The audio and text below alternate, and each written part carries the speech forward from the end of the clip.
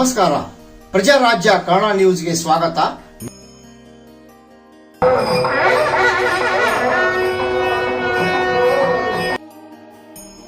ಹುಕ್ಕೇರಿ ಪಟ್ಟಣದಲ್ಲಿಂದು ಪಾಂಡುರಂಗನ ಏಕಾದಶಿ ನಿಮಿತ್ತ ಬೆಳಗಾವಿ ಜಿಲ್ಲೆಯಾದ್ಯಂತ ಆಷಾಢ ಏಕಾದಶಿ ಪ್ರಯುಕ್ತ ಜಿಲ್ಲೆಯ ವಿವಿಧ ಭಾಗಗಳಿಂದ ವಾರ್ಕರಿ ದಿಂಡಿ ಯಾತ್ರೆ ಕೈಗೊಂಡ ಭಕ್ತರು ಆಗಮಿಸಿದರು. ಪ್ರತಿ ವರ್ಷದಂತೆ ಈ ವರ್ಷವೂ ದಡ್ಡಿ, ಮೋದಗ ಹಾಗೂ ಸುತ್ತಮುತ್ತಲಿನ ಗ್ರಾಮದ ಭಕ್ತರು ಶ್ರೀ ರಾಧಾ ರಾಣಿಯೊಂದಿಗೆ ವಿಠ್ಠಲ ಮತ್ತು ರುಕ್ಮಿಣಿ ದೇವರ ವಿಗ್ರಹಗಳ ಮೆರವಣಿಗೆಗೆ ವಿಶೇಷವಾಗಿ ವಿನ್ಯಾಸಗೊಳಿಸಿದ ರಥದಲ್ಲಿ ದಿಂಡಿ ಯಾತ್ರೆ ಹುಕ್ಕೇರಿ ಹಳ್ಳದಕೇರಿ ಶ್ರೀ ಅಡವಿಸಿದ್ದೇಶ್ವರ ಮಠಕ್ಕೆ ಬಂದಾಗ ಹುಕ್ಕೇರಿಯ ಸ್ಥಳೀಯ ಸಾರ್ವಜನಿಕರು ಹಾಗೂ ಪಾಠಕ್ ಪರಿವಾರದವರು ವಾರ್ಕರಿ ದಿಂಡಿ ಯಾತ್ರೆ ಕೈಗೊಂಡ ಭಕ್ತರನ್ನು ಬರಮಾಡಿಕೊಂಡರು.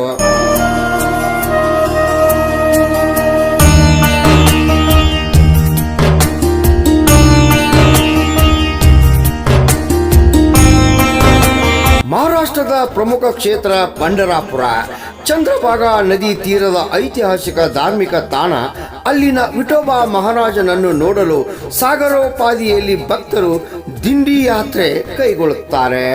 ಪಂಢರಪುರದ ವಿಠ್ಠಲ ಮತ್ತು ಜಯ ಜಯ ರಾಮಕೃಷ್ಣ ಹರಿ ಎನ್ನುವ ಉದ್ಘೋಷಗಳು ಎಲ್ಲೆಲ್ಲೂ ಪ್ರತಿನಿಧಿಸುತ್ತಿದ್ದವು. ತೀರ್ಥಯಾತ್ರೆ ಮಾಸವನ್ನು ಆಷಾಢ ಏಕಾದಶಿ ಯಾತ್ರೆಯು ಭಕ್ತರಿಗೆ ಅತ್ಯಂತ ಮಹತ್ವವೂ ಹೌದು. ಈ ದಿನದಂದು ಚತುರ್ಮಾಸದ ಪುಣ್ಯಕಾಲ ಪ್ರಾರಂಭವಾಗುತ್ತದೆ. ಕರ್ನಾಟಕದಿಂದ ವಾರ್ಕರಿ ಭಕ್ತರು ದಿಂಡಿ ಯಾತ್ರೆ ಕೈಗೊಂಡು ಸಹಸ್ರಾರು ಜನರು ಕಾಲ್ನಡಿಗೆ ಮೂಲಕ ಪಂಢರಪುರಕ್ಕೆ ಹೋಗುತ್ತಾರೆ. ರಾಮ್ಗೌಡ್ ಪಾಟೀಲ್, ಪ್ರಜಾರಾಜ್ಯ ಕನ್ನಡ ನ್ಯೂಸ್, ಹುಕ್ಕೇರಿ.